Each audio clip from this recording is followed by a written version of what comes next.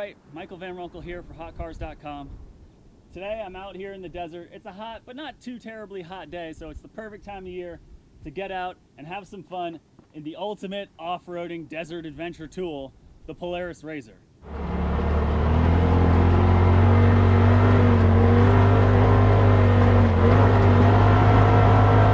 Now, Polaris loaned me a couple of slingshots a couple months ago, and I got to enjoy them up in the hills. They're pretty fun, especially with the manual transmission. But I really knew Polaris more because of the RZR, even if I didn't know all that much about the RZR itself. After I gave back the slingshots, I sort of got into an off-roading kick in a Jeep Gladiator Rubicon and some Mitsubishi Monteros. And when I came back from a trip with the Monteros, I discovered that Polaris had really come through, and they loaned me this RZR Pro XP4 for 4 months. That's awesome. Thank you so much, Polaris. The thing is, everybody knows that Polaris makes the RZR and that it's this badass off-roading vehicle, but not too many people know very much about it and the details and the mechanicals that make it so good at what it does. So I really want to walk you through what it's like living with it, all the details inside and out, and of course, show you what it can do out here in the desert.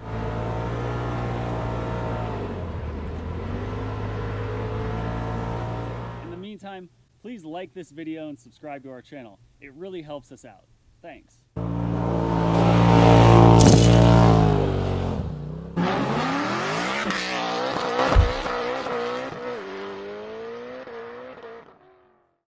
The crazy thing about the RZR is that it's basically like a supercar or a rear-engine Porsche that's been designed for the dirt. That's a 2-cylinder turbocharged, water-cooled, electronic fuel injection 925cc engine that produces 181 horsepower. It can send that power to the rear or all 4 wheels through a CVT automatic. It's a little loud, but it's not too loud. It is definitely a lot of power in a vehicle that only weighs 2,000 pounds because it's so minimalist. And the minimalist interior makes it super light, which makes the suspension a real star of the show. You can see these huge coilovers. Those are Fox live valve, electronically damped shocks, massive springs. I think they're adjustable, but I haven't gotten around to playing with it yet because I'm still pretty new at this thing. It's really pretty impressive. It's firm, but it's also soft when you're going over bumps. The suspension also allows for 14.5 inches of ground clearance. It's got a 125-inch wheelbase, and it has 20 inches of suspension travel and 17 inches of wheel travel.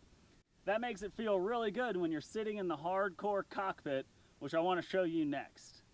Somewhat ominously, the RZR has suicide doors operated via this little button. Sort of like the slingshot, there's really no good way to get into the RZR. You push the button and you just gotta sort of climb in.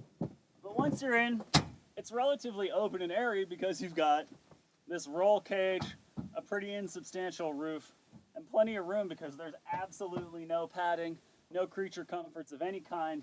I'd say it would be a little tight for anyone over about 6'3". The seat belts also take a little bit of getting used to. They're not the simplest system in the world. They're like a semi-harness, semi-seat belt. This is retractable, but then you've got 3 points here, 3 points here, so in total it's 6 points. It's kind of a hassle. It's really annoying to adjust them the first time, but once you're in, and unless you're changing drivers with somebody who's a radically different size, it's probably going to be all right. The interior's textures and design is also very similar to the slingshot. It's got the same little touchscreen thing here going on. It's got a similar steering wheel. You know, it's got to be a little bit weatherproof. But other than that, there's all these grab handles here. The passengers get grab handles. The seats don't have a really comfortable headrest because you're supposed to be wearing a helmet when you drive this thing. And I will in all the clips that you see of me driving it because I signed a contract that said I would.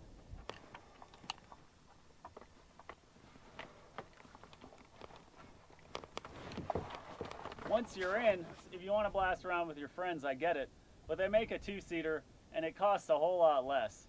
Personally, I'd probably go for the 2-seater, although one cool feature is you can remove the back seats almost entirely and then the bottoms fold forward and create a platform with tie downs so you can really haul some cargo around, which is pretty nice because this thing could also serve as a pretty sweet ranch cart that can go anywhere and do anything.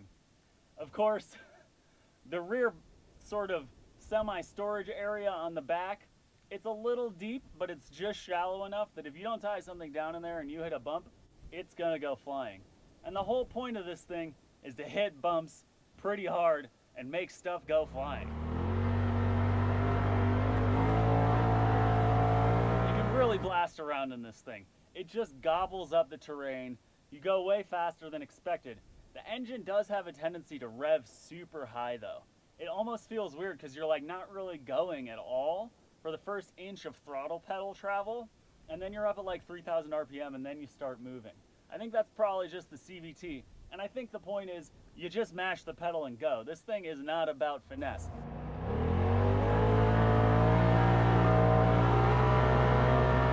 It does have a high and a low gear setting. You've also got a toggle switch here for two-wheel drive and four-wheel drive. When you're in two-wheel drive and you're in the dirt of any kind, this thing just wants to do donuts. Because the engine's in the back, because the grip is sort of iffy, those tires do a lot. They're 30 inches by 10 inches wide with super high ridges and knobs, and they'll grab anything. But in the sand and in the dirt, it just wants to spin out, and it's really fun. You can also do four-wheel drive and still have a ton of fun. It's just not quite as squirrely. So far, I'm enjoying two-wheel drive. I haven't hit anything that I can't get up and over without putting it in four-wheel drive, but I've just been blasting around here sort of in tamer environments. I can't wait to get out there, take this thing to a real off-highway vehicle area like Hungry Valley or Johnson Valley, both of which are kind of near here, and see what it can do going all out top speed. The speedometer goes to 140 miles an hour, which to me sounds downright insane, given how little protection I feel like I have, even when I'm wearing a helmet. To a certain extent, it might be more reasonable and more fun to stay at lower speeds so that you can just drift around and not have to worry that you're gonna flip over and kill yourself. But when you do get going good and fast, it is still a lot of fun. You get the wind in your face. This thing's got a bump and sound system that I'll probably never use. And it does have two, this is very important, very solid cup holders. So how does the whole package come together? Speed makes it happier. It wants to go full gas through anything. And when you're driving it, you will succumb to that temptation. You better wear the helmet if you know what's good for you.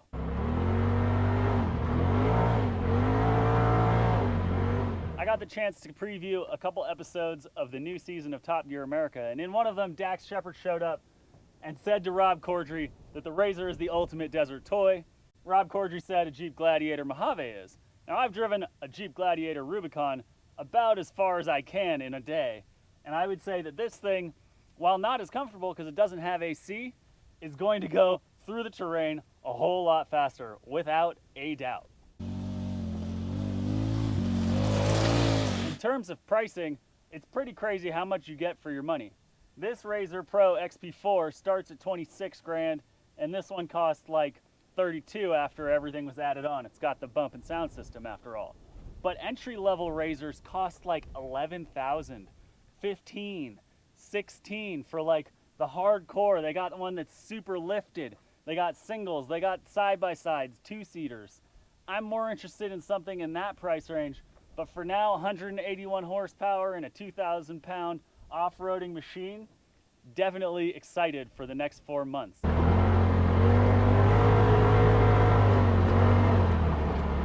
I hope you learned something watching this video today. I definitely learned a lot when I was researching this thing because I really didn't know much about those 2.5-inch shocks. What was going on with the suspension to allow for massive travel?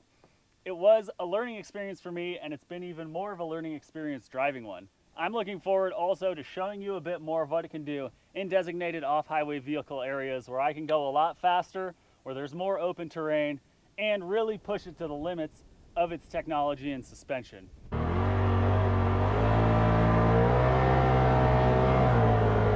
the meantime, please like this video once again and subscribe to our channel. It makes a huge difference for us.